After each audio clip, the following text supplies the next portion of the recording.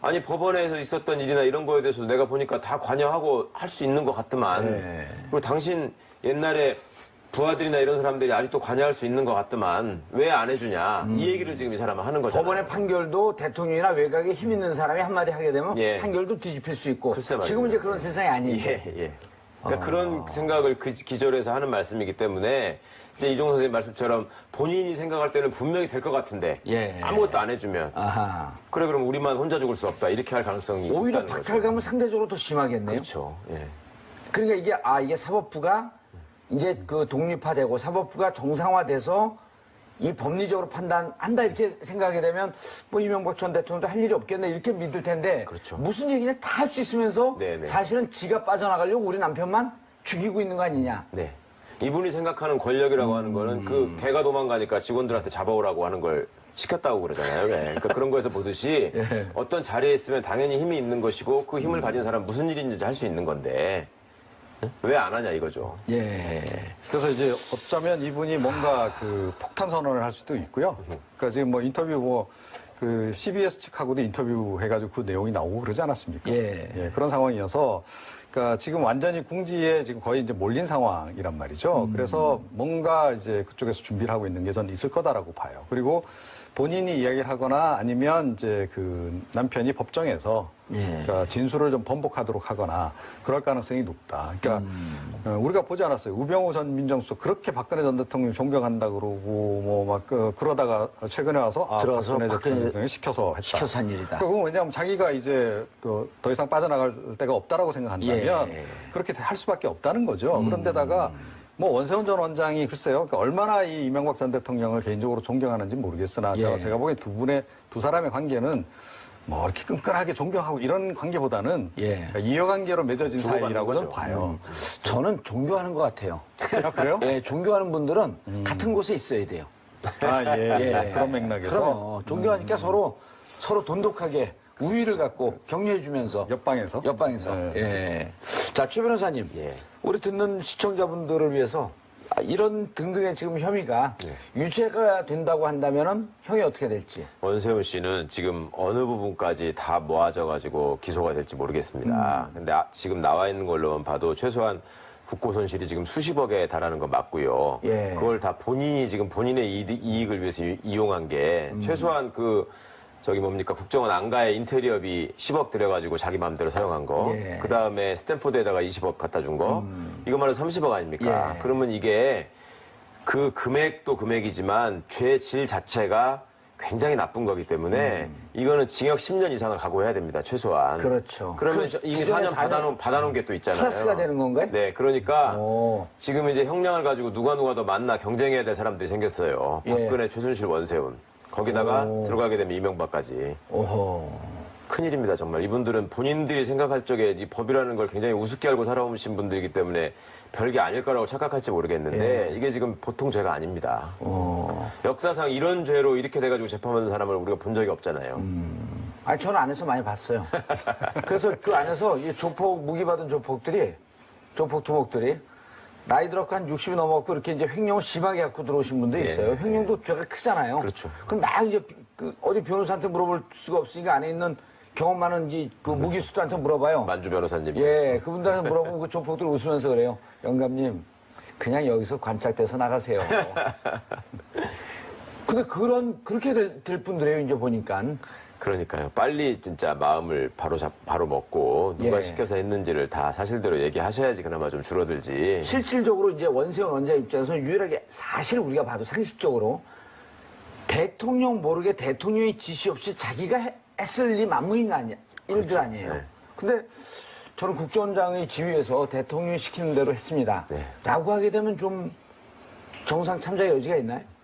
그러니까 제가 다 알아서 한 거고 내가 이렇게 한 건데 왜 이게 문제냐 이렇게 지금 나올 거잖아요. 여태까지 있었죠. 예. 그러면은 본인이 정말로 대통령도 모르게 대통령의 그 그늘을 등에 업고 마음대로 한 거거든요. 그러면 형이 훨씬 더 무거워지죠, 당연히. 그러니까 본인이 그나마라도 비빌 때는 사실은 나는 그렇게까지는 안 하려고 그랬는데 이러이러한 지시가 있고 이런 걸 원하는 것 같고 또 독대를 할 때마다 그런 얘기를 해서 나는 국정원장으로서 이렇게 하는 게 대통령을 보좌하는 길이라고 생각했다. 라고 하는 게 이분의 전략이 돼야 되는 거죠. 우병우가 하는 거를 따라서 해야 되는 겁니다. 우병우가 계속 그렇게 얘기하잖아요. 민정수석의 고유 권한이다. 고유 업무다. 이런 주장을 계속 했었고. 예. 그 다음에 이제 구속되고 나니까 사실은 시켜서 한 거다. 예. 이런 얘기를 하지 않습니까? 그 전문가가 하는 걸 따라서 해야죠. 거기 최고의 전문가 아니에요, 윤석열이? 그렇죠. 뭐 그런데다가요, 이게 그러니까 상식적으로 이명박 전 대통령 지시 없이 했다는 게 이게 말이 안 되잖아요. 그러니까 일주일에 한 번씩 그 독대를 했잖아요. 예. 그런데 우리가 아는 바 원세훈 전 원장 시절에는 대북 공작 활동 거의 안 했잖아요. 안 했죠. 예, 한 게 지금 드러나는 게 이제 이른바 국내 이제 공작을 했는데 일주일에 한 번씩 만나서 이것도 보고를 안 했다 그러면 보고할 것도 없는 거예요. 그렇잖아요. 그럼 가서 멀뚱멀뚱 얼굴만 보고 밥만 얻어먹고 왔습니까? 절대 그럴 일은 없다. 자, 그렇다면 아주 구체적으로 보고했을 가능성이 높네요. 그렇죠. 훨씬 그게 더 가능성이 높죠. 안 그러면 그냥 1년에 한두 번 만나면 되는 거죠. 예. 그렇잖아요. 그런데다 이제 현재 2013년 국정원 댓글 수사가 들어가니까 국정원이 청와대에다가 요청을 해서 댓글 수사팀, 검찰에서 운영되고 있는 댓글 수사팀을 해체하라. 이 문건까지 나왔어요. 예, 그렇죠. 그러니까 뭐 그건 그럴 수밖에 없죠. 그러니까 박근혜 전 대통령 측은 예. 사실은 이 최순실 건으로 탄핵당할 가능성보다 이 건으로 이게 발각이 돼가지고 혹시 잘못되면 탄핵당할지 모른다라고 하는 위기감을 훨씬 더 많이 가지고 있었던 것으로 알려지고 있어요. 예. 최 변호사님. 예. 이렇게 되면 이제 점점 그 퍼즐이 맞춰져 나가는데 MB가 댓글 개입을 통해서 대선에 직접적으로 개입하고 영향을 줬다라고 하는 것을 박근혜 대통령 출범하면서부터 내용을 알고 있었다라고 하는 방식 아니에요? 그렇죠. 이 사건은 정말로 그런 배경이 있지 않으면 예. 국정원이 감히 할 수 없는 얘기를 지금 하고 있는 거죠. 그러니까 박근혜 씨가 모르는 상황에서 국정원이 자기들 나름대로 좌파를 척결하고 국익을 수호하는 차원에서 이런 일을 했다라고 한다면 예. 그거는 이명박 정부 시절에 이명박한테 칭찬을 받을 수 있을 일일지는 모르겠으나 만약에 모르는 상황에서 그렇게 했을 때 대통령으로 당선된 입장에서 보자면 그렇게 하지 않았어도 나는 될 거라고 이 사람이 생각을 하고 있는 상황에서 그런 짓을 했다고 하면 그럼 이 댓글 이거 한 사람들 다 수사해갖고 처벌했을 그렇죠. 거 야, 아니에요? 이게 무슨 일이야라고 하면서 이걸 잘라버리는 게 훨씬 더 논리에 맞겠죠. 예. 근데 그렇게 하지 않고 오히려 적극적으로 굉장히 디테일한 부분까지 지금 보고서를 작성해가지고 검사가 이 사람은 이러이러한 성향입니다. 이거는 누구누구 라인입니다. 이 사람은 어떻게 정리해야 됩니다. 이런 것들을 계속 보고를 했다는 예, 거잖아요. 그럼 뭐 운동권 출신입니다. 네. 그러니까 이 사람들은 분명히 그런 점들을 다 알고 있으면서 거기에 맞게 보고서를 올리는 거고 국정원이 대통령한테 올리는 보고서를 대통령이 불편한 얘기를 거기다 올릴 일은 없지 않습니까? 알고 있는 얘기를 올리는 것이고 그다음에 저는 이 대목에서 생각이 났던 게 과거에 지금은 다 잊어버리셨지만 최동욱 검찰총장이 후보자로 추천된 거는 이명박 때였습니다. 임기 때로 따지면 박근혜 씨는 대통령 당선자 시절이었고 그렇네요. 예, 이명박 재임 시에 임기가 만료돼서 최동욱 총장이 추천이 되거든요. 예. 그때 검찰총장 추천 그 후보 추천위원회에서 이미 세 사람이 선정돼 있는 상황이었습니다.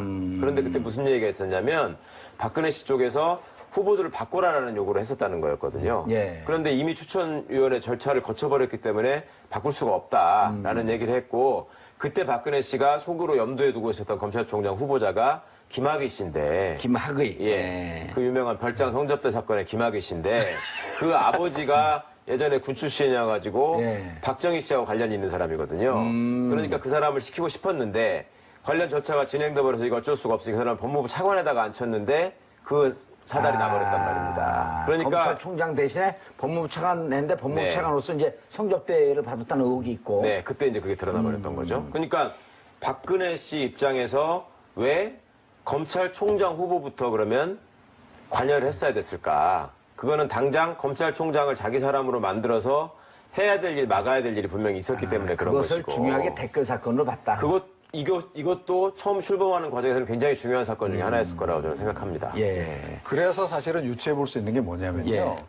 그러니까 그 당시 그러니까 박근혜 전 대통령의 예. 캠프하고 국정원하고 일정한 정보 교류를 계속했을 것이다라고 하는 이제 얘기가 그래서 나오는 겁니다. 그게 그러니까 합리적이잖아요. 2011년 9월 2일 날 MB와 박근혜가 둘이 독대하고 독대해서 난 뒤에. 박근혜 전 대통령이 네. 그리고 9월 9일 10일서부터 댓글이 확 늘어나죠. 늘어난단 말이에요. 예. 예. 자, 이제 그런 상황에서 원세훈 전 원장 입장에서는 이게 나중에라도 문제가 되면 본인이 굉장히 위기가 오잖아요. 예. 사실 그렇기 때문에 스탠포드 대학으로 이제 그 도망가려고. 도피할 생각까지 다 준비를 도피 자금까지 다 보내서 이제 준비를 한 거고. 예. 자, 그래서 원세훈 전 원장 개인의 입장에서 보더라도 그러니까 자기 안위 문제가 굉장히 중요하다라고 생각하면 당연히 그러니까 박근혜 전 대통령을 대통령으로 만들어야 될 뿐만 아니라 예. 박근혜 전 대통령 측에다가 내가 이렇게 활동을 해서 당신을 지금 대통령을 만들기 위해서 애를 쓰고 있다라고 계속 보고를 해야 되는 거죠. 보고를 해야 될 뿐만 아니라 예. 또 그것을 결정을 잡았고 나중에 자기를 치려고 할 때 역으로 이용하기 위해서 그거 자료도 축적하면서 계속. 그래서 저는 원세훈 전 원장 측과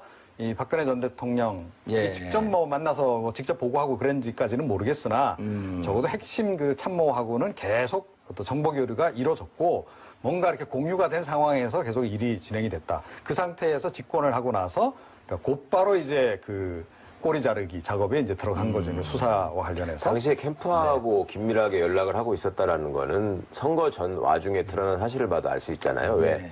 그 국정원녀 댓글 사건이 소위 터졌을 때 그거를 박근혜 씨가 토론장에 나와가지고 경찰이 아무 일 없다고 발표할 거다라고 미리 예측을 했지 않습니까? 그렇죠. 김무성 씨도 그런 그러고 나서 얘기를 했고. 발표를 했고. 예, 그러고 나서 발표를 예. 했고. 이거는 내부적으로 내통을 하지 않으면 있을 수 없는 일이고 지금 드러난 일이지만 당시에 경찰이 또 국정원에다가 보고를 하면서 서로 연락을 주고받았다는 흔적들이 지금 나오고 있잖아요. 그러니까 이런 전반을 보면은 어쨌거나 이 댓글 공작은 국정원이 컨트롤을 했다라는 게 상당 부분 다 드러나 있는 상황이고. 그러네요. 네. 그 김하영 씨 것만 봐도 그거 분명하네. 그리고 그것을 밤 11시에 김용판 그 서울청장이 느닷없이 그 중앙 수사 결과를 발표하고 그 시점에 또 토론에 나가서 이거 봐라 아무 문제 없지 않느냐. 그렇습니다. 예. 그러니까 그런 전반적인 일들이 앞뒤 정권의 어떤 연계, 그다음에 국정원 입장에서는 막상 박근혜 씨가 당선된 뒤에는 환호를 했을 것 같아요. 우리가 공을 세웠다고. 그 영화 더킹 보면은 줄을 섰는데 그쪽 대통령이 되는 순간 막 난리가 나잖아요. 그러니까 이렇게 공을 세웠는데 우리를 찜찜하게 하는 데가 있으니 이거는 인사로 정리해야 됩니다라는 얘기를 당연히 했겠죠. 예. 요때도 국정원장은 원세훈이었었나요? 아니죠. 이거는 2012년에 했고 바뀌었으니까. 아까 얘기했던 예, 예. 그 댓글 예, 그렇죠. 예, 마지막까지 국정원. 그리고 MB가 그만두면서 국정원장도 그만두고 이제 넘어갔고요. 네, 네. 야, 근데 그 대통령에게 직보된 보고서를 보면 정말 꼼꼼하게 적혀 있어요. 어떻게 이렇게 정확히 할 수 있을까, 검찰 내부를? 그러니까 이 국정원이 안 그래도 이 정보관들을 통해서 정보 수집을 이제 많이 하지 않습니까? 예. 자, 이제 그런데 그 시기에는 더욱더 집중할 수밖에 없었겠죠. 예. 정권 교체기고 또 이 댓글 관련한 이제 수사가 진행되고 있는 상황이었기 때문에 거의 제가 보건대는 뭐 총력을 기울이다시피 해서 정보 수집을 했을 가능성이 높다. 그러니까 이걸 틀어막지 않으면 국정원 자체도 굉장히 위기가 올 수 있고 또 박근혜 전 대통령 스스로도 지금 굉장히 조금 전에 말씀드렸듯이 탄핵당할 수도 있는 사안이기 때문에 예. 국권에 굉장히 총력을 기울인 당연히 그러니까 뭐 보고서 이 분량도 지금 엄청날 뿐만 아니라 그 내용을 보더라도 굉장히 자세한 그런 그 상황이죠. 알겠습니다.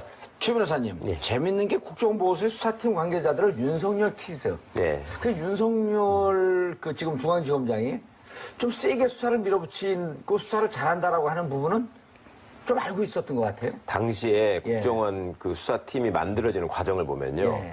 최동욱 총장이 직접 윤석열 검사를 팀장으로 채택을 합니다.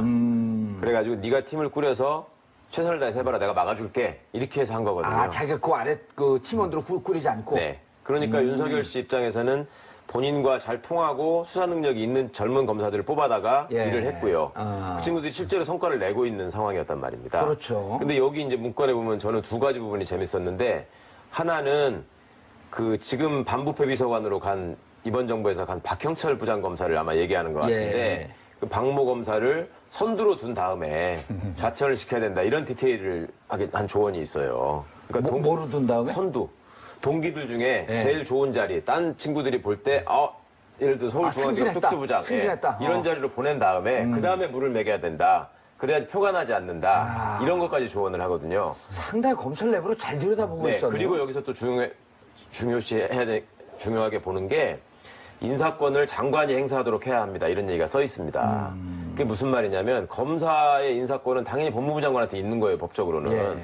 그런데 그동안에는 검찰총장이 상당 부분 다 좌지우지했고 그걸 통해서 또 그 대통령에 대한 충성을 유도하는 집단으로 이렇게 활용을 해왔었는데 네. 여기는 법무부 장관이 황교안이고 당시에 예, 검찰총장이 그러네요. 최동욱 아닙니까? 그러니까 황교안 씨를 최대한 활용해가지고 황교안이 말을 잘 들으니 예. 그렇게 가야 된다라는 얘기를 한 거고요.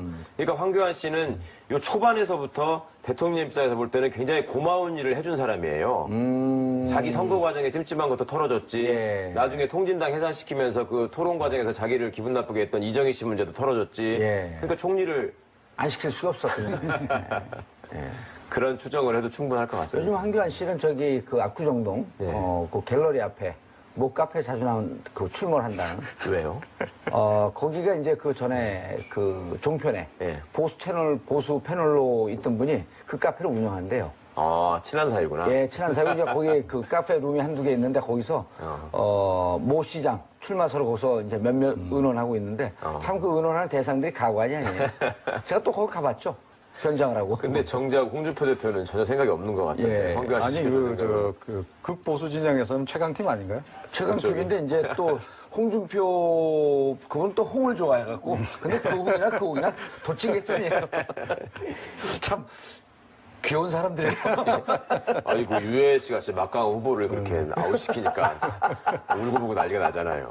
그러니까 난 유해 씨 서울시장 나오면 찍어주려고 했는데 복권이 안 돼갖고 투표권이 없어요. 자, 근데 이제 유성옥 전 심리전 단장은 장문의 고백서에서 MB가 가장 잘못한 일은 원세훈 국정원장 시키는데 이 유성옥 씨는 누군가요? 신민재도 단장. 그러니까 예. 이번에 이제 기소돼서 같이 재판받는 사람인데요. 예. 댓글 공작을 실제로 집행한 사람이지 않습니까? 아, 바로 이제 원세훈 원장 밑에 있었던. 그렇죠. 바로 지시를 받은 사람이니까. 예. 그리고 이 사람이 이제 장문에 이 글을 쓴 이유가 본인이 어쨌거나 살아야 되니까 예. 내가 나 혼자 한 일이 아니다라는 거를 알려야 되겠는데 그냥 짧게 얘기하면은 검찰이 필요한 부분만 받아 적을 수 있으니까 자기가 디테일하게 다 적은 거거든요. 예. 근데 이게 재밌는 게 정두원 의원도 그런 얘기를 했잖아요. 예. 원세훈이라는 사람은 자기가 정두원 의원도 판단력이 없다. 서울시 정무부시장 출신 아닙니까? 원세훈 원장하고 20년 이상 같이 근무했어요, 서울시에서. 그러니까요. 예. 그러니까 공무원, 자기도 행정고시 출신 공무원이고 서울시 부시장도 해봤는데 예. 저 사람은 그런 거 시키면 안 되는 사람인데 시키더라.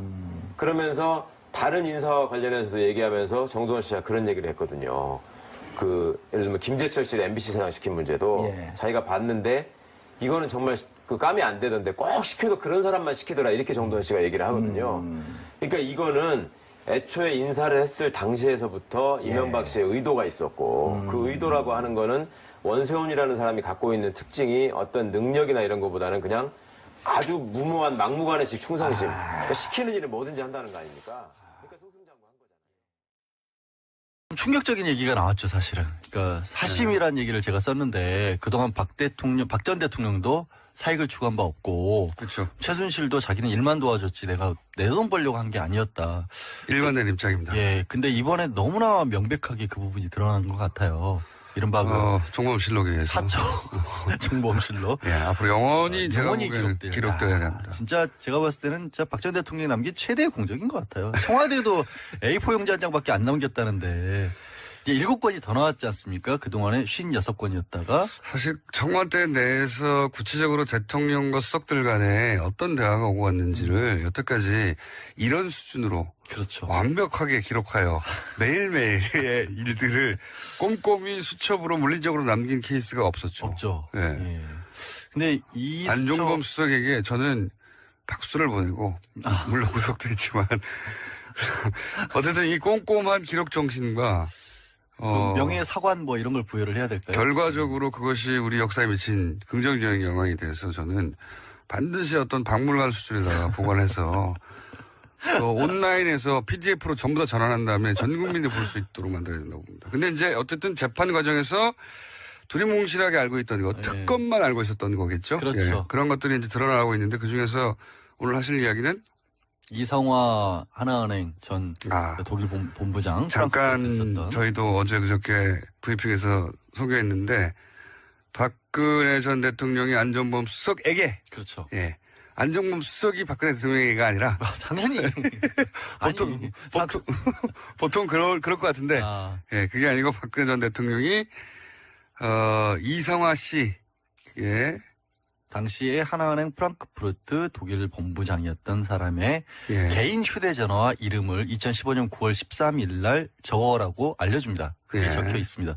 근데 그걸 왜 적었느냐를 보는데 그거는 이제 안종범 전 수석을 불러서 수사를 해야 돼요. 다시 그렇죠. 재수사를 해야 하는데 해외에 있는 은행의 지점장 이름과 개인 전화번호를 정확하게 알려줬다는 거 아니겠습니까? 대통령이 휴대전화 번호를 네, 알려줬다는 아니 거죠. 근데 여러 번 얘기하죠. 왜 이런 것까지 자기가 챙겼는지 진짜 이해가 안 가요. 보통 이런 거는 알아서 하게 내버려둬야 되는데 네. 꼭 하여튼 박 전 대통령을 거치지 않으면 일이 안 되는 구조를 최순실이 고집을 했던 것 같은데 문제는 2015년 9월 13일 그 메모를 적고 9월 14일 날 바로 그 계좌로 거기서 네. 만들어진 계좌로 삼성이 돈을 보내기 시작해요. 그때 만들어진 계좌가 바로 삼성이 코아 스포츠라고. 코어스포츠, 예. 비덱스포츠로 시작을 했다가 나중에 코어스포츠로 이름을 바꾸는데 이게 좀 오래돼서 잠깐 기억을 환기시켜드리면 코어 스포츠는 최순실 씨가 독일에서 만들어서 그 회사로 삼성의 돈을 받는 창구로 썼던 회사죠. 그렇죠. 예. 코어스포츠가 삼성으로부터 승마 네. 관련 지원 사업 228억 원인가의 계약을 체결합니다. 그중에서 실제 78억 원 가량은 입금이 됐고 그 계좌로 입금이 됐는데 정말 어이없는 일이 벌어지는 또 게 하나는 그 회사의 지분은 최순실 씨와 정유라 씨가 100% 소유한 겁니다. 근데 그것도 말씀을 드릴게요. 그게 변경이 된 게 네. 원래는 이것도 페이퍼 컴퍼니잖아요. 그렇죠. 그래서 원래는 독일에 있는 뭐 변호사 이름으로 개설을 합니다. 회사를 네. 만들어서 2015년 11월까지는 최순실이라는 사람이 아예 주주도 아니었어요. 네. 예, 근데 계좌는 어쨌든 2015년 9월경에 개설이 된 걸로 보이고 9월 14일부터 삼성이 거기에 돈을 보내주기 시작하는데 네. 진짜 이상한 게 그러면 주인도 아니고 계좌의 주주도 아닌데 이 계좌로부터 최순실이 돈을 빼낼 수 있는 권리를 줍니다. 인출권을. 그렇죠. 그리고 나서 이 돈으로 생활비를 씁니다. 그러니까요. 예. 이거는 뭐냐면 TBS 돈을 김어준 공장장이 빼내는 거랑 똑같은 거예요. 아이, 좋아. 아니 이게 언론에서 무슨 뭐 특혜 인출권이라고 그렇게도 해냈는데 특별 인출권이라고 표현했는데 특별 인출권은 원래 IMF 구제금융이 국제금융에서 이자 제한 없이 뺄 수 있는 그냥 특별한 차명 계좌인 상황에서 거죠. 차명 그 말도 안 되는 하여튼 예. 짓을 한 거예요. 그냥 차명 계좌예요. 그러니까 보이스피싱 조직이 주로 남의 이름으로 돈 만들어 놓고 거기서 계좌 번호하고 비밀번호만 안에서 돈 빼듯이 멀쩡한 회사의 돈을 아무런 관련이 법적으로 없는 최순실이라는 사람이 빼갈 수 있도록 은행의 지점장이 도와줬다는 거거든요. 그리고 나서는, 그러니까 지금 말씀을 요약하면 이겁니다. 최순실 씨가 겉으로는 아무 관련 없는 주인도 아닌, 그렇죠. 주주도 아니고 대표이사하고 아무 상관도 없어 아무 상관도 보이는 없죠. 그런 회사에 돈이 꽂히는데 그 돈을 최순실 씨가 빼갈 수 있도록 그 은행에서 오케이 해준 거예요. 그 자체가 이상하잖아요. 그러니까 이게 최순실 씨의 차명 계좌라는 걸 은행이 알고 있었다는 거죠. 은행이 간단하게 말하면. 그렇죠. 그리고 네. 간단하게 말하면 그거를 알고 있었던 사람이 다른 사람이 아니라 지점장인 이상화 이상화 지점장이었을 씨였다는. 것이다라는 게 날짜상 네. 다시 한번 말씀드리면 9월 13일 날 이거를 적게 했고 그 다음 날 삼성이 돈을 보냈고 그리고 그 이어서 최순실이 돈을 빼기 시작했고요. 그리고 이거는- 그렇게 되자 이 회사를 다시 소유주가 바뀝니다. 그렇죠. 최순실과 정유라 씨로 회사 이름이 바뀌어요. 소유로 바뀌어요. 100% 지분. 그러니까 돈이 들어오니까 싹 바꿔서 자기들 회사로 만든 거죠. 그러니까 정말 이거는 이제 어떻게 보면 코어스포츠 돈을 횡령한 거를 은행 지점장이 도와준 거고 그렇게 할 수. 비덱을 횡령한 것을. 코어스포츠. 예, 예. 그리고 그거를 박 전 대통령이 직접적으로 도와준 게 아니냐. 물론 이거는 아직 수사가 여기까지 진척이 안 됐어요. 정황상 그렇다는 거죠. 근데 정황상 너무 분명하잖아요. 뜬금없이 이 일을 중간에서 이제 어레인지한 그렇죠. 예, 은행의 해외 지점장의 전화번호와 이름을 알려줬다라는 게 메모가 딱 적혀 있고 모를 수가 없는 거죠. 그러니까 대통령이 그러니까 왜 알려줬을까요? 뭘 왜 알려줬어요?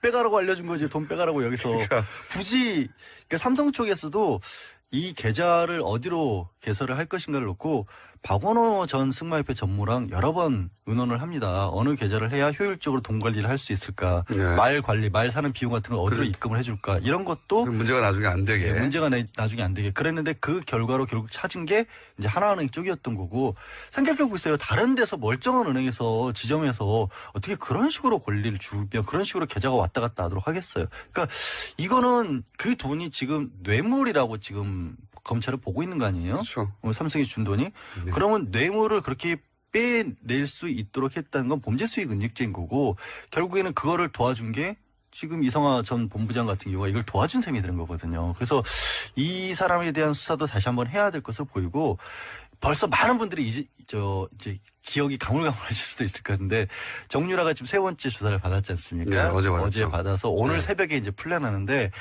정유라가 받고 있는 여러 가지 의혹 중에 정말 이상한 거 하나가 이제 아버지 이름으로 강원도 땅 담보 받아가지고 독일에서 4억 7천가량 대출을 받아서 그걸 대출인데 독일에 그게 신용장으로 받은 신용장으로. 거죠. 예, 보통 이제 무역회사들이 받는 그러니까요. 신용장을 19세에 정유라가 아무런 이유도 없이 대학교 신용장을 1학년인데 신용장을 아무런 이유도 없이 직업도 개설했어요. 없고 소득도 없는데 4억 원을 독일에 있는 지점에서 대출을 받는데 그거를 승인해 준 사람도 이 이상화 지점 당시 지점장이었고요. 그렇죠. 예.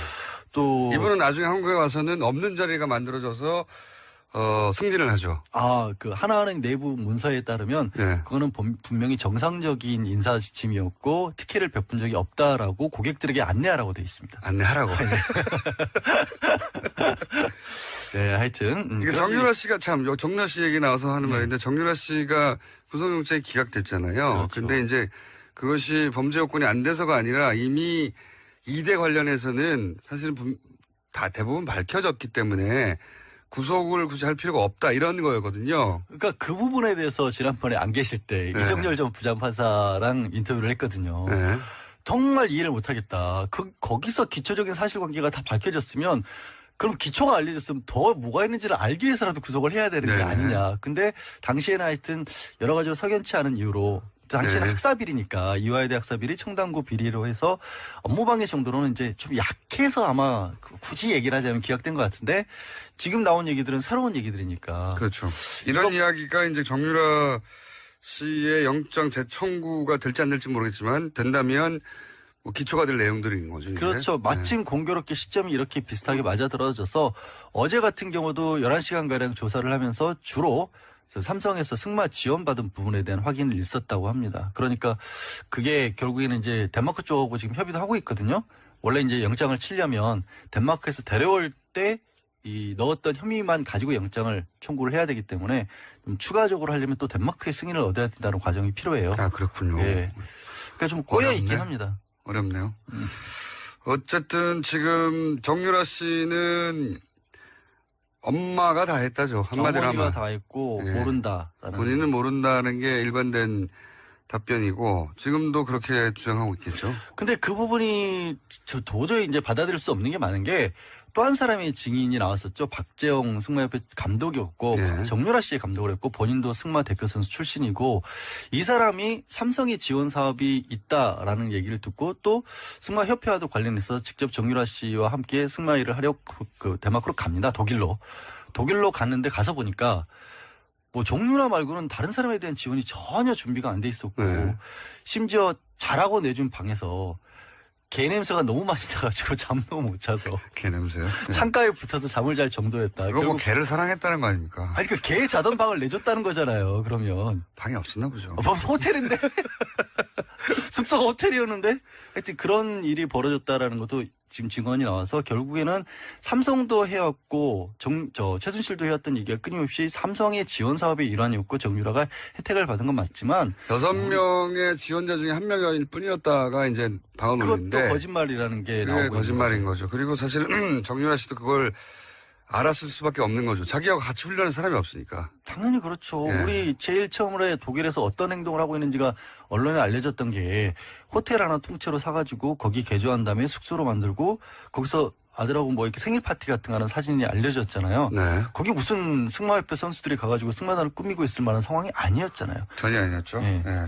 근데 이제 어디까지 정유라 씨의 책임을 묻고 어떤 이유로 구속 영장을 재청구할지는 모르겠는데 검찰 입장에는 정유라 씨를 이제 구속을 시키고 요 기간 동안 그리고 그를 통해서 최순실 씨가 전혀 인정하지 않고 있는 혐의들 중에 일부를 자백받거나 뭐 그럴 수 있지 않을까라고 생각하는 것 같은데. 가장 큰 게 이제 심리적 압박이라는 부분을 기대를 많이 했던 것 같은데 그거는 검찰도 요즘 좀 고민일 것 같아요. 왜냐하면 상당 시간 이미 구속기간이 도구가 실렀고 초기에 수사가 시작될 때만 해도 그렇게 딸을 데려와서 구속되는 모습까지 보게 될 경우에는 좀 무너지지 않을까.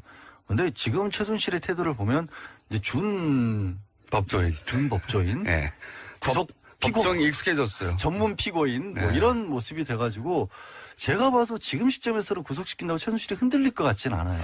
그것도 모르는 일입니다. 아 근데 논리를 만들어내고 있는 게 너무나 황당하고 이게 뭐가 있냐면 구속돼 있는 사람들이 오래 갇혀 있고 물론 이제 최순실 같은 경우는 워낙 날마다 거의 재판을 받기 때문에 생각할 시간이 좀 부족하긴 하지만 그래도 그렇게 있다 보면 머릿속에 자기 논리를 만들어내거든요. 그러니까 그렇겠죠. 기억조차도 왜곡을 시켜요. 그러니까 자기가 잘못한 것을 인정을 안 하려다 보니까 자기 편한 기억들을 하는데 이게 삼성 얘기를 하고 있었죠. 이런 얘기까지도 법정에서 한 겁니다. 아, 정유라가 정말 잘하고 있는 선수였는데 괜히 삼성이 끼어들어서 애를 망쳐놨다. 이게 무슨 얘기인지를 모르겠는데 삼성이 끼어들어가지고 아무 말이나 막 하는 거군요. 자기한테 유리한. 아니, 그러니까 이런 것 같아. 뭐, 애 버릇 나빠지게 만들었다? 괜히 비싼 말 사줘가지고. 이런 얘기 같아요. 네. 그렇지 않고는 지금 납득할 수 없는 얘기들이. 정신세계가 계속해서. 저는 굉장히 부럽습니다. 세상을 모두 다 자기 중심으로 완벽히 해석할 수 있잖아요. 그리고 그 상태에서 편안하게 살아가고 마음 편안하게. 요즘은 몸이 아프대요, 근데. 그래서 이제 네, 너무 아프실 고민을 예정인 많이 거죠. 아프시- 네. 아니, 이미 시작을 했어요. 이미 시작을 했어요. 자, 그런데 제 생각에는 이런 것들, 새로 나오는 수첩에서의 정황들이나 또 오늘 그런 것도 나왔잖아요. 대통령 수첩에서, KT, 네. 그 플레이그라운드 회사의 광고 몰아주기에 대해서 인지하고 있었고 광고를 주는 것을 알고 있었다고 하는 단서가 되는 문장들이 나왔잖아요. 네. 박근혜 전 대통령이 자기는 그냥 훌륭한 광고인들을 소개했을 뿐, 민원이었고. 네, 민원이었고, 광고 몰아주기든지 뭐 이거 관련된 건 전혀 모른다고 그랬는데, 광고 몰아주기에 대해서 직접적으로 지시를 했죠. 그거 언급된 문장이 나왔단 말이죠. 네. 아예 수첩. 그러니까 이전까지는 안정범 수석의 말이었다면 그 말을 뒷받침할 추가적인 이제 물증이 나오고 있는 중이잖아요. 근데 이렇게 추가적인 이제 수첩을 통한 정황이나 물증이 나오면 새로운 기소나 추가 기소나 충분히 가능하다라고 지금. 그러면은 저는 이게 보고 이제 있어요. 연장되는 거잖아요. 네. 네. 구속영장 만료 시점을 두고 박 전 대통령이 굉장히 다투고 있으니까. 네, 지금 지금 재판을- 어떻게든 그 만료 기간까지 네. 버틴 다음에 출퇴근 재판을 받겠다는 게 그쪽 전략인 것 같은데 그 전략대로 안 될 수도 있다는 얘기를 제가 좀. 그럴 가능성을 조심스럽게. 왜냐하면 지금 너무 여러 가지가 얘기가 나와서 아까 이제 최순실 씨만 아프다고 한 게 아니라 박 전 대통령도 몸이 슬슬 아프기 시작하고 네, 있고요. 아프실 예정이죠. 예, 다. 그리고 다들. 증인을 400명이 넘게 꼭 불러야 되겠다라는 거예요. 말도 안 되는 거고. 공소장에 이름이 들어가 있는 사람은 다 불러서 얘기를 들어가 있다는 거고. 법정에서 증인을 불러서 한번 신문을 해본 사람은 압니다. 이게 얼마나 말이 안 되는 건지. 정말 고통스럽죠. 네, 에너지가 엄청나게 소모되는 아니 거고요. 아플 거예요. 아플 예정이 아니라 아니 아플 수밖에 없어요. 그렇게 하면 실제로. 그러니까 변호사도 저도 증인신문 최장했던 게 6시간이 안 됐던 것 같거든요. 한 네. 4시간 넘어가니까 미쳐버리겠더라고요. 내가 여기서 뭐 하고 있는 거지 하는 생각이 들 정도인데 워낙 그동안 집중해서 심리를 하니까. 근데 그거를 날마다 그리고 그 말씀 드려요. 400명? 400명 정말 말도 안 되는 거고 엊그제는 재판관들이 아플 거라고 봅니다, 저는. 그거 하면 저는 이제 떠올려 보면 증인 한 사람을 놓고 이렇게 검찰과 변호인 간에 공방을 하고 그 중간에 재판관에 끼어들고 중간에 이제 불분명한 부분을 다시 확인하고 엄청난 에너지를 쓰잖아요. 그때 신경이 곤두서서. 그러니까 그걸 매일 한다? 야. 진짜 그래서 지금 드려야 말씀이 지난주에 안 계실 때 박 전 대통령 변호인단 측에서 또 어떤 얘기를 했냐면 이게 전직 대통령에 관한 재판인데 일본에서 있었던 그 공장장 닮은 사람 있죠? 오음진리교 교주. 담다니요. 무슨 말도 안 되는 소리를 하는 겁니까? 아니 왜 좀 스타일이 비슷하잖아요. 어쨌든 스타일이. 말도 안 되는. 야, 이건 그 재판이 10년을 갔다라는 거거든요. 허위사실 유포로 좀 고소당하고 싶어요. 제가 명예훼손과 허위사실에 관련한 아니, 전문가입니다. 스타일이 찾아보세요. 지난주도 말씀드렸죠. 말도 안 되는 소리를. 예. 근데 그때 재판이 10년을 갔고 그때 증인이 한 400명이 넘었어요. 그러니까 우리도 그 정도 가야 된다는 식의 주장을 하는데. 말도 안 되는 소리입니다. 진짜. 근데 이거를 물리적으로 이 재판이 일주일에 4번씩 하고 있는데 전문 피고인으로서 보통 재판 네. 얼마나 한 번씩 받죠? 한 달에 한두 번 받기도 빠듯합니다. 원래. 빠듯하죠. 예. 그러면 한 달에 한 번으로 계산을 제가 해보니까 예. 실제 일주일에 4번씩 해서 10월까지 받으면 7년 가까이 받는 거랑 똑같은 거예요. 그러니까 이미 예. 재판 일정이. 그러니까 이걸 짧다고 생각하시면 절대 안 된다는 거죠. 사실 400명은 1년 내에 못할 거라고 봐요. 못하죠. 이 절대로. 400명. 물리적으로 못합니다. 못하죠. 체력도 안 되고요. 재판관 쓰러지고요. 재판관 아플 예정입니다. 그날 정말로. 아니 재판관이. 국가배상 청구해야 돼요 재판관이. 그러니까 하지 말자는 거거든요. 근데 지금 제대로. 말씀하신 거 말고도 지금 추가 기소가 될 수 있을 만한 여지가 또 하나 나온 게 뭐냐면 삼성이 정경련을 통해서 예. 직접적으로 그 관변단체라고 부르죠. 예. 이른바 당시에는 박 전 대통령의 정책 중에 하나 국정교과서 같은 것을 지지해달라라는 그런 시위를 예. 하는 단체들에게 정경련이 직접 지원을 해줘라라고 삼성이 요구를 했다는 그런 또 증언도 나왔거든요. 이건 뭐냐면 삼성과 박 전 대통령 사이에 그만큼 밀월 관계였다는 얘기 더하기 또 삼성이 이 단체에게 돈을 준 거랑 마찬가지거든요. 이것도 제3자 뇌물죄예요. 그러니까 삼성이 이쪽에 돈을 주고 대신에 삼성은 여전히 지금 받고 있는 이재용 부회장이 받고 있는 경영권 승계와 관련해서 돈을 대가를 받았다면 받았으니까. 똑같은 구조예요. 최순실을 직접 지원을 해주고 대가는 삼성이 받은 거랑 마찬가지 구조가 여기서도 성립될 수 있어서 말씀하신 것처럼 조심스럽지만 그런 식으로 나온다면 검찰도 추가적으로 기소할 부분을 찾아낼 노력을 하지 않을 수 없게 만들어가고 있어요. 지난번에 특검이 그 특검 연장에 대해서 1월 말 2월 굉장히 문제가 논란이 됐잖아요. 근데 예. 특검 연장이 결국 안 됐는데 황교안 당시 대행이 안 해줬고 그러면서 사실은 특검의 수사가 급마무리가 돼버렸어요. 하다가 말았거든요. 어쩔 수 없다. 뭐 시간 자체가 없었어요. 네. 그러니까 사실은 이 국정농단과 관련된 수사 기소가 충분히 이루어지지 않은 게 많아요. 자, 대표적인 게 이재만 안봉근 문고리 3인방 예. 두 사람에 대해서는 거의 수사도 안 돼 있는 상황인 그렇죠. 거죠.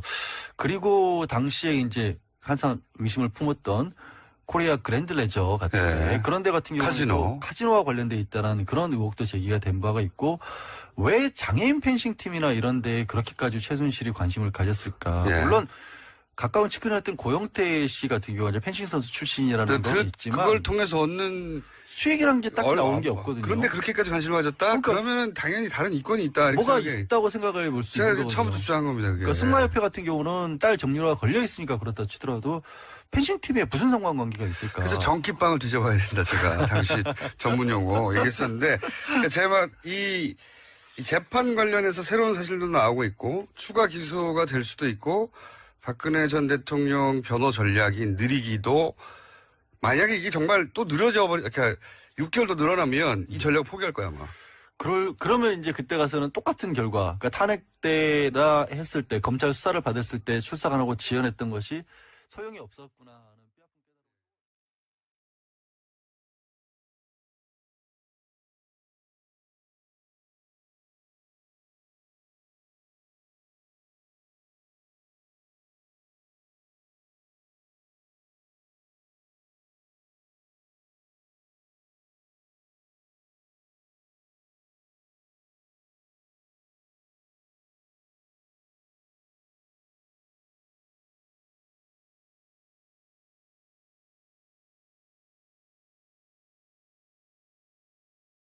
깨달음. 그럼 막 이제 어디 변호사한테 물어볼 수가 없으니까 안에 있는 경험 많은 무기수들한테 물어봐요. 만주 변호사님. 예, 그분들한테 물어보고 그 조폭들 웃으면서 그래요. 영감님, 그냥 여기서 관짝돼서 나가세요. 근데 그렇게 될 분들이에요, 이제 보니까. 그러니까요. 빨리 진짜 마음을 바로 먹고 누가 예. 시켜서 했는지를 다 사실대로 얘기하셔야지 그나마 좀 줄어들지. 실질적으로 이제 원세훈 원자 입장에서 유일하게 사실 우리가 봐도 상식적으로 대통령 모르게 대통령의 지시 없이 자기가 했을 리 만무인 일들 아니에요. 네. 근데 저는 국정원장의 지휘에서 대통령이 시키는 대로 했습니다. 네. 라고 하게 되면 좀 정상 참작의 여지가 있나요? 그러니까 제가 다 알아서 한 거고 내가 이렇게 한 건데 왜 이게 문제냐 이렇게 지금 나올 거잖아요. 여태까지는. 있었죠. 예. 그러면은 본인이 정말로 대통령도 모르게 대통령의 그 그늘을 등에 업고 마음대로 한 거거든요. 그러면 형이 훨씬 더 무거워지죠, 당연히. 그러니까 본인이 그나마라도 비빌 때는 사실은 나는 그렇게까지는 안 하려고 그랬는데 이러이러한 지시가 있고 이런 걸 원하는 것 같고 또 독대를 할 때마다 그런 얘기를 해서 나는 국정원장으로서 이렇게 하는 게 대통령을 보좌하는 길이라고 생각했다. 라고 하는 게 이분의 전략이 돼야 되는 거죠. 우병우가 하는 거를 따라서 해야 되는 겁니다. 우병우가 계속 그렇게 얘기하잖아요. 민정수석의 고유 권한이다. 고유 업무다. 이런 주장을 계속 했었고. 예. 그 다음에 이제 구속되고 나니까 사실은 시켜서 한 거다. 예. 이런 얘기를 하지 않습니까? 그 전문가가 하는 걸 따라서 해야죠. 거기 최고의 전문가 아니에요, 윤석열이? 그렇죠. 뭐 그런데다가요, 이게 그러니까 상식적으로 이명박 전 대통령 지시 없이 했다는 게 이게 말이 안 되잖아요. 그러니까 일주일에 한 번씩 그 독대를 했잖아요. 예. 그런데 우리가 아는 바 원세훈 전 원장 시절에는 대북 공작 활동 거의 안 했잖아요. 안 했죠. 예, 한 게 지금 드러나는 게 이제 이른바 국내 이제 공작을 했는데 일주일에 한 번씩 만나서 이것도 보고를 안 했다 그러면 보고할 것도 없는 거예요. 그렇잖아요. 가서 멀뚱멀뚱 얼굴만 보고 밥만 얻어먹고 왔습니까? 절대 그럴 일은 없다. 자, 그렇다면 아주 구체적으로 보고했을 가능성이 높네요. 그렇죠. 훨씬 그게 더 가능성이 높죠. 안 그러면 그냥 1년에 한두 번 만나면 되는 거죠. 예. 그렇잖아요. 그런데다 이제 현재 2013년 국정원 댓글 수사가 들어가니까 국정원이 청와대에다가 요청을 해서 댓글 수사팀, 검찰에서 운영되고 있는 댓글 수사팀을 해체하라. 이 문건까지 나왔어요. 예, 그렇죠. 그러니까 뭐 그건 그럴 수밖에 없죠. 그러니까 박근혜 전 대통령 측은 예. 사실은 이 최순실 건으로 탄핵당할 가능성보다 이 건으로 이게 발각이 돼가지고 혹시 잘못되면 탄핵당할지 모른다라고 하는 위기감을 훨씬 더 많이 가지고 있었던 것으로 알려지고 있어요. 예. 최 변호사님. 예. 이렇게 되면 이제 점점 그 퍼즐이 맞춰져 나가는데 MB가 댓글 개입을 통해서 대선에 직접적으로 개입하고 영향을 줬다라고 하는 것을 박근혜 대통령 출범하면서부터 내용을 알고 있었다라고 하는 방식 아니에요? 그렇죠. 이 사건은 정말로 그런 배경이 있지 않으면 예. 국정원이 감히 할 수 없는 얘기를 지금 하고 있는 거죠. 그러니까 박근혜 씨가 모르는 상황에서 국정원이 자기들 나름대로 좌파를 척결하고 국익을 수호하는 차원에서 이런 일을 했다라고 한다면 예. 그거는 이명박 정부 시절에 이명박한테 칭찬을 받을 수 있을 일일지는 모르겠으나 만약에 모르는 상황에서 그렇게 했을 때 대통령으로 당선된 입장에서 보자면 그렇게 하지 않았어도 나는 될 거라고 이 사람이 생각을 하고 있는 상황에서 그런 짓을 했다고 하면 그럼- 아니 법원에서 있었던 일이나 이런 거에 대해서 내가 보니까 다 관여하고 할 수 있는 것 같더만 네. 그리고 당신 옛날에 부하들이나 이런 사람들이 아직도 관여할 수 있는 것 같더만 왜 안 해주냐 이 얘기를 지금 이 사람은 하는 거잖아요. 법원의 판결도 대통령이나 외곽에 힘 있는 사람이 한마디 하게 되면 예. 판결도 뒤집힐 수 있고 글쎄 말이에요. 지금은 이제 그런 세상이 아닌데 예, 예. 그러니까 그런 생각을 기절해서 하는 말씀이기 때문에 이제 이종호 선생님 말씀처럼 본인이 생각할 때는 분명히 될 것 같은데 예. 아무것도 안 해주면 아하. 그래 그럼 우리만 혼자 죽을 수 없다 이렇게 할 가능성이 오히려 있다는 거죠. 박탈감은 상대적으로 더 심하겠네요. 그렇죠. 예. 그러니까 이게 사법부가 이제 그 독립화되고 사법부가 정상화돼서 이 법리적으로 판단한다 이렇게 생각하게 되면 뭐 이명박 전 대통령도 할 일이 없겠네 이렇게 믿을 텐데 그렇죠. 무슨 얘기냐 다 할 수 있으면서 네네. 사실은 지가 빠져나가려고 우리 남편만 죽이고 있는 거 아니냐. 네. 이분이 생각하는 권력이라고 하는 거는 그 개가 도망가니까 직원들한테 잡아오라고 하는 걸 시켰다고 그러잖아요. 왜? 그러니까 그런 거에서 보듯이 예. 어떤 자리에 있으면 당연히 힘이 있는 것이고 그 힘을 가진 사람 무슨 일인지 할 수 있는 건데 왜 안 하냐 이거죠. 예. 그래서 이제 어쩌면 이분이 뭔가 그 폭탄 선언을 할 수도 있고요. 그러니까 지금 뭐 인터뷰 그 CBS 측하고도 인터뷰 해가지고 그 내용이 나오고 그러지 않았습니까? 예. 그런 상황이어서 그러니까 지금 완전히 궁지에 지금 거의 이제 몰린 상황이란 말이죠. 그래서 뭔가 이제 그쪽에서 준비를 하고 있는 게 저는 있을 거다라고 봐요. 그리고 본인이 이야기를 하거나 아니면 이제 그 남편이 법정에서 예. 그러니까 진술을 좀 번복하도록 하거나 그럴 가능성이 높다. 그러니까 우리가 보지 않았어요. 우병우 전 민정수석 그렇게 박근혜 전 대통령 존경한다 그러고 뭐 막 그러다가 최근에 와서 들어와서 박근혜 박근혜 대통령이 시켜서 했다. 시켜서 한 일이다. 그건 왜냐하면 자기가 이제 더 이상 빠져나갈 데가 없다라고 생각한다면 예. 그렇게 할 수밖에 없다는 거죠. 그런데다가 뭐 원세훈 전 원장이 글쎄요, 그러니까 얼마나 이 이명박 전 대통령을 개인적으로 존경하는지 모르겠으나 예. 제가 보기엔 두 사람의 관계는 뭐 이렇게 끈끈하게 존경하고 이런 관계보다는 예. 그러니까 이해관계로 맺어진 주고받는 사이라고 저는 거죠. 봐요. 저는 종교하는 것 같아요. 아, 그래요? 예, 종교하는 분들은 같은 곳에 있어야 돼요. 아, 예. 예. 그런 맥락에서 그럼요. 존경하니까 서로 돈독하게 우위를 갖고 격려해주면서 옆방에서 옆방에서. 네. 예. 자, 최 변호사님. 예. 우리 듣는 시청자분들을 위해서 이런 등등의 지금 혐의가 네. 유죄가 된다고 한다면은 형이 어떻게 될지. 원세훈 씨는 지금 어느 부분까지 다 모아져가지고 기소가 될지 모르겠습니다. 근데 지금 나와 있는 걸로만 봐도 최소한 국고 손실이 지금 수십억에 달하는 건 맞고요. 예. 그걸 다 본인이 지금 본인의 이익을 위해서 이용한 게 최소한 저기 뭡니까 국정원 안가에 인테리어비 10억 들여가지고 자기 마음대로 사용한 거. 예. 그 다음에 스탠포드에다가 20억 갖다 준 거. 이거만 해도 30억 아닙니까? 예. 그러면 이게 그 금액도 금액이지만 죄 질 자체가 굉장히 나쁜 거기 때문에 이거는 징역 10년 이상을 각오해야 됩니다. 최소한. 그렇죠. 그러면 그 이미 기존에 4년 받아놓은 게 또 있잖아요. 플러스가 되는 건가요? 네, 그러니까 오. 지금 이제 형량을 가지고 누가 더 만나 경쟁해야 될 사람들이 생겼어요. 예. 박근혜, 최순실, 원세훈. 거기다가 오. 들어가게 되면 이명박까지. 오호. 큰일입니다, 정말. 이분들은 본인들이 생각할 적에 이 법이라는 걸 굉장히 우습게 알고 살아오신 분들이기 때문에 별게 아닐 거라고 착각할지 모르겠는데 이게 지금 보통 죄가 아닙니다. 역사상 이런 죄로 이렇게 돼가지고 재판받는 사람을 우리가 본 적이 없잖아요. 아니, 저는 안에서 많이 봤어요. 그래서 그 안에서 이 조폭, 무기 받은 조폭 두목들이 나이 들어서 한 60이 넘었고 이렇게 이제 횡령을 심하게 갖고 들어오신 분도 있어요. 횡령도 죄가 크잖아요. 그렇죠. 댓글 이거 한 사람들 다 수사해갖고 처벌했을 그렇죠. 거 야, 아니에요. 이게 무슨 일이야라고 하면서 이걸 잘라버리는 게 훨씬 더 논리에 맞겠죠. 예. 근데 그렇게 하지 않고 오히려 적극적으로 굉장히 디테일한 부분까지 지금 보고서를 작성해가지고 검사가 이 사람은 이러이러한 성향입니다. 이거는 누구누구 라인입니다. 이 사람은 어떻게 정리해야 됩니다. 이런 것들을 계속 보고를 했다는 예, 거잖아요. 그럼 뭐 운동권 출신입니다. 네. 그러니까 이 사람들은 분명히 그런 점들을 다 알고 있으면서 거기에 맞게 보고서를 올리는 거고 국정원이 대통령한테 올리는 보고서를 대통령이 불편한 얘기를 거기다 올릴 일은 없지 않습니까? 알고 있는 얘기를 올리는 것이고 그다음에 저는 이 대목에서 생각이 났던 게 과거에 지금은 다 잊어버리셨지만 최동욱 검찰총장이 후보자로 추천된 거는 이명박 때였습니다. 임기 때로 따지면 박근혜 씨는 대통령 당선자 시절이었고 그렇네요. 예, 이명박 재임 시의 임기가 만료돼서 최동욱 총장이 추천이 되거든요. 예. 그때 검찰총장 후보 추천위원회에서 이미 세 사람이 선정돼 있는 상황이었습니다.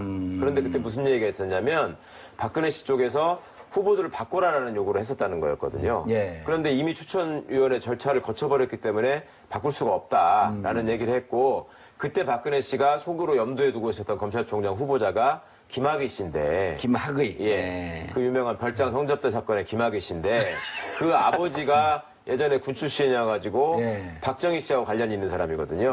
그러니까 그 사람을 시키고 싶었는데 관련 절차가 진행돼 버려서 이거 어쩔 수가 없으니 그 사람을 법무부 차관에다가 앉혔는데 그 사달이 나버렸단 말입니다. 그러니까 검찰총장 대신에 법무부 차관 냈는데 법무부 네. 차관으로서 이제 성접대를 받았다는 의혹이 있고. 네, 그때 이제 그게 드러나 버렸던 거죠. 그러니까 박근혜 씨 입장에서 왜 검찰총장 후보부터 그러면 관여를 했어야 됐을까? 그거는 당장 검찰총장을 자기 사람으로 만들어서 해야 될 일, 막아야 될 일이 분명히 있었기 때문에 그런 그것을 것이고. 중요하게 댓글 사건으로 봤다.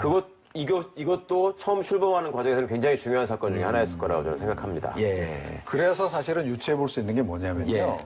그러니까 그 당시 그러니까 박근혜 전 대통령의 예. 캠프하고 국정원하고 일정한 정보 교류를 계속 했을 것이다라고 하는 이제 얘기가 그래서 나오는 겁니다. 그게 그러니까 합리적이잖아요. 2011년 9월 2일 날 MB와 박근혜가 둘이 독대하고 독대해서 난 박근혜 뒤에. 전 대통령이 네. 그리고 9월 9일 10일서부터 댓글이 확 늘어난단 말이에요. 예. 예. 자, 이제 그런 상황에서 원세훈 전 원장 입장에서는 이게 나중에라도 문제가 되면 본인이 굉장히 위기가 오잖아요. 예. 사실은 그렇기 때문에 스탠포드 대학으로 이제 그 도망가려고. 도피할 생각까지 다 준비를 도피 자금까지 다 보내서 이제 준비를 한 거고. 예. 자, 그래서 원세훈 전 원장 개인의 입장에서 보더라도 그러니까 자기 안위 문제가 굉장히 중요하다라고 생각하면 당연히 그러니까 박근혜 전 대통령을 대통령으로 만들어야 될 뿐만 아니라 예. 박근혜 전 대통령 측에다가 내가 이렇게 활동을 해서 당신을 지금 대통령을 만들기 위해서 애를 쓰고 있다라고 계속 보고를 해야 되는 거죠. 보고를 해야 될 뿐만 아니라 예. 또 그것을 결정을 잡았고 나중에 자기를 치려고 할 때 역으로 이용하기 위해서 그거 갖고- 자료도 축적하면서 계속. 그래서 저는 원세훈 전 원장 측과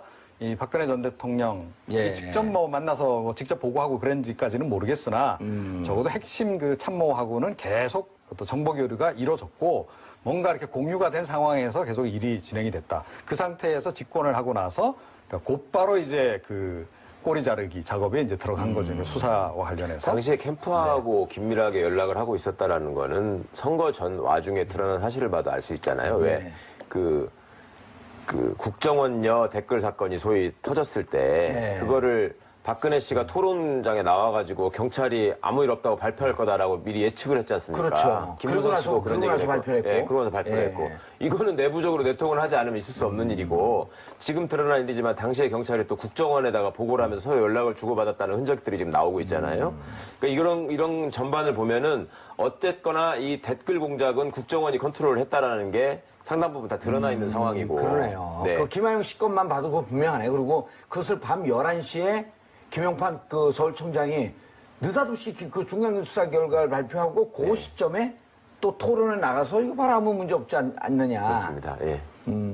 그러니까 그런 전반적인 일들이 앞뒤 정권의 어떤 연계, 그다음에 국정원 입장에서는 막상 박근혜 씨가 당선된 뒤에는 환호를 했을 것 같아요. 우리가 공을 세웠다고. 그 영화 더킹 보면은 줄을 섰는데 그쪽 대통령이 되는 순간 막 난리가 나잖아요. 그러니까 이렇게 공을 세웠는데 우리를 찜찜하게 하는 데가 있으니 이거는 인사로 정리해야 됩니다라는 얘기를 당연히 했겠죠. 예. 요때도 국정원장은 원세훈이었었나요? 아니죠. 이거는 2012년에 그 바뀌었으니까. 아까 얘기했던 예, 예. 그 댓글 예, 그렇죠. 예, 그때는 마지막까지 국정원. 그리고 MB가 그만두면서 국정원장도 그만두고 이제 넘어갔고요. 네, 네. 야, 근데 그 대통령에게 직보된 보고서를 보면 정말 꼼꼼하게 적혀 있어요. 어떻게 이렇게 정확히 할 수 있을까, 검찰 내부를? 그러니까 이 국정원이 안 그래도 이 정보관들을 통해서 정보 수집을 이제 많이 하지 않습니까? 예. 자, 이제 그런데 그 시기에는 더욱더 집중할 수밖에 없었겠죠. 예. 정권 교체기고 또 이 댓글 관련한 이제 수사가 진행되고 있는 상황이었기 때문에 거의 제가 보건대는 뭐 총력을 기울이다시피 해서 정보 수집을 했을 가능성이 높다. 그러니까 이걸 틀어막지 않으면 국정원 자체도 굉장히 위기가 올 수 있고 또 박근혜 전 대통령 스스로도 지금 굉장히 조금 전에 말씀드렸듯이 탄핵당할 수도 있는 사안이기 때문에 예. 그 건에 굉장히 총력을 기울인 당연히 그러니까 뭐 보고서 이 분량도 지금 엄청날 뿐만 아니라 그 내용을 보더라도 굉장히 자세한 그런 그 상황이죠. 알겠습니다. 최 변호사님, 재밌는 게 국정보고서의 수사팀 관계자들을 윤석열 퀴즈. 네. 그 윤석열 그 지금 중앙지검장이 좀 세게 수사를 밀어붙이고 수사를 잘한다라고 하는 부분은 좀 알고 있었던 것 같아요. 당시에 예. 국정원 그 수사팀이 만들어지는 과정을 보면요. 예. 최동욱 총장이 직접 윤석열 검사를 팀장으로 채택을 합니다. 그래가지고 네가 팀을 꾸려서 최선을 다해서 해봐라. 내가 막아줄게. 이렇게 해서 한 거거든요. 아, 자기가 그 아래 그 팀원들을 꾸리지 않고. 네. 그러니까 윤석열 씨 입장에서는 본인과 잘 통하고 수사 능력이 있는 젊은 검사들을 뽑아다가 예. 일을 했고요. 아. 그 친구들이 실제로 성과를 내고 있는 상황이었단 말입니다. 그렇죠. 근데 여기 이제 문건에 보면 저는 두 가지 부분이 재밌었는데 하나는 그 지금 반부패 비서관으로 간 이번 정부에서 간 박형철 부장검사를 아마 얘기하는 것 같은데 예. 그 박모 검사를 선두로 둔 다음에 좌천을 시켜야 된다 이런 디테일을 한 조언이 있어요. 그러니까 뭐로 둔 다음에? 선두. 동기들 중에 예. 제일 좋은 자리, 딴 친구들이 볼 때, 예를 들어 서울중앙지검 승진했다. 특수부장. 승진했다. 이런 자리로 보낸 다음에, 그 다음에 물을 매겨야 된다. 그래야지 표가 나지 않는다. 이런 것까지 조언을 하거든요. 상당히 검찰 내부로 잘 들여다보고 네, 있었네요. 그리고 여기서 또 중요하게 보는 게, 인사권을 장관이 행사하도록 해야 합니다. 이런 얘기가 써 있습니다. 그게 무슨 말이냐면, 검사의 인사권은 당연히 법무부 장관한테 있는 거예요, 법적으로는. 예. 그런데 그동안에는 검찰총장이 예. 상당 부분 다 좌지우지했고 그걸 통해서 또 그 대통령에 대한 충성을 유도하는 집단으로 이렇게 활용을 해왔었는데 네. 여기는 법무부 장관이 황교안이고 당시에 예, 검찰총장이 그러네요. 최동욱 아닙니까? 그러니까 황교안 씨를 최대한 활용해가지고 황교안이 말을 잘 들으니 예. 그렇게 가야 된다라는 얘기를 한 거고요. 그러니까 황교안 씨는 요 초반에서부터 대통령 입장에서 볼 때는 굉장히 고마운 일을 해준 사람이에요. 자기 선거 과정에 찜찜한 것도 털어줬지. 예. 나중에 통진당 해산시키면서 그 토론 과정에서 자기를 기분 나쁘게 했던 이정희 씨 문제도 털어줬지. 예. 그러니까 총리를 안 시킬 수가 없었군요. 그런 추정을 해도 충분할 것 같습니다. 요즘 황교안 씨는 저기 그 압구정동 네. 그 갤러리 앞에 뭐 카페 자주 나온 그 출몰 한다는 왜요? 거기가 이제 그 전에 그 종편에 예. 보수 패널로 있던 분이 그 카페를 운영한대요. 친한 사이구나. 예, 친한 사이 이제 거기 그 카페 룸이 한두 개 있는데 거기서 모 시장 출마설을 거기서 이제 몇몇 의논하고 있는데 참 그 의논하는 대상들이 가관이 아니에요. 제가 또 거기 가봤죠. 현장을 하고. 근데 정작 홍준표 대표는 전혀 생각이 없는 것 같은데. 예. 황교안 씨 아니 극보수 진영에서는 최강팀 아닌가요? 최강팀인데 이제 또 홍준표 그분 또 홍을 좋아해갖고 근데 그 홍이나 도찌개쯤이에요. 참 귀여운 사람들이에요. 아이고 유해 씨가 진짜 막강한 후보를 그렇게 아웃시키니까 울고불고 난리가 나잖아요. 그러니까 난 유해 씨 서울시장 나오면 찍어주려고 했는데 복권이 안 돼갖고 투표권이 없어요. 자, 근데 이제 유성옥 전 심리전 단장은 장문의 고백서에서 MB가 가장 잘못한 일은 원세훈을 국정원장 시키는데 이 유성옥 씨는 누군가요? 신민재도 단장. 그러니까 예. 이번에 이제 기소돼서 같이 재판받는 사람인데요. 예. 댓글 공작을 실제로 집행한 사람이지 않습니까? 아, 바로 이제 원세훈 원장 밑에 있었던. 그렇죠. 바로 지시를 받은 사람이니까. 예. 그럼 이 사람이 이제 장문에 이 글을 쓴 이유가 본인이 어쨌거나 살아야 되니까 예. 내가 나 혼자 한 일이 아니다라는 거를 알려야 되겠는데 그냥 짧게 얘기하면은 검찰이 필요한 부분만 받아 적을 수 있으니까 자기가 디테일하게 다 적은 거거든요. 예. 근데 이게 재밌는 게 정두원 의원도 그런 얘기를 했잖아요. 예. 원세훈이라는 사람은 자기가 정두원 의원도 판단력이 없다. 서울시 정무부시장 출신 아닙니까? 원세훈 원장하고 20년 이상 같이 근무했어요, 서울시에서. 그러니까요. 예. 그러니까 공무원, 자기도 행정고시 출신 공무원이고 서울시 부시장도 해봤는데 예. 저 사람은 그런 거 시키면 안 되는 사람인데 시키더라. 그러면서 다른 인사와 관련해서도 얘기하면서 정두원 씨가 그런 얘기를 했거든요. 예를 들면 김재철 씨를 MBC 사장 시킨 문제도 예. 자기가 봤는데 이거는 정말 감이 안 되던데 꼭 시켜도 그런 사람만 시키더라. 이렇게 정두원 씨가 얘기를 하거든요. 그러니까 이거는 애초에 인사를 했을 당시에서부터 이명박 씨의 의도가 있었고 그 의도라고 하는 거는 원세훈이라는 사람이 갖고 있는 특징이 어떤 능력이나 이런 것보다는 그냥 아주 무모한 막무가내식 충성심. 그러니까 시키는 일을 뭐든지 한다는 거 아닙니까? 그러니까 승승장구한 거잖아요. 충격적인 얘기가 나왔죠, 사실은. 그러니까 사심이라는 얘기를 제가 썼는데 그동안 박 전 대통령도 사익을 추구한 바 없고 그렇죠. 최순실도 자기는 일만 도와줬지 내가 내 돈 벌려고 한 게 아니었다. 일관된 입장입니다. 예, 근데 이번에 너무나 명백하게 그 부분이 드러난 것 같아요. 이른바 종범실록에 의해서. 사적 정보실로. 예, 앞으로 영원히 제가 영원히 보기에는 기록돼야 됩니다. 진짜 제가 봤을 때는 박 전 대통령이 남긴 최대의 공적인 것 같아요. 청와대도 A4 용지 한 장밖에 안 남겼다는데 이제 7건이 더 나왔지 않습니까? 그동안에 56건이었다가 사실 청와대